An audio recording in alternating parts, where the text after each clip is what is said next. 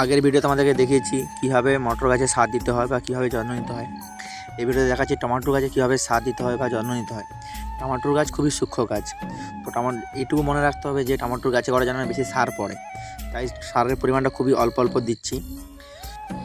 দেখতে পাচ্ছ ড্রেনটা কীভাবে করতে হবে। ড্রেনটা খুবই ছোট করে সরু করে করতে হবে, কারণ বেশি বড় করলে জলের পরিমাণটা বেশি জমা হতে থাকবে।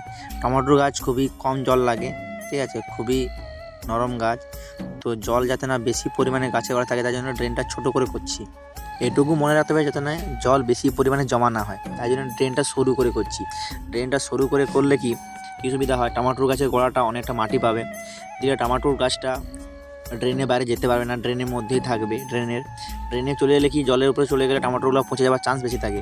তাই তোমরা দেখতে পাচ্ছ যে ড্রেনটা খুবই সরু এবং ছোট করছি এই কারণে। মূলত মনে রাখতে হবে গাছের গোড়াতে যেন মাটিটা পড়ে, তাই হাত দিয়ে গাছের গোড়াটা ভালো করে যত্ন করে মাটিটা দিয়ে দিতে হবে, কারণ মাটি না থাকলে গাছের শেকড় দেখা যাবে, শেকড় দেখা গেলে গাছটা মরে যাওয়ার চান্সটা বেশি থাকে।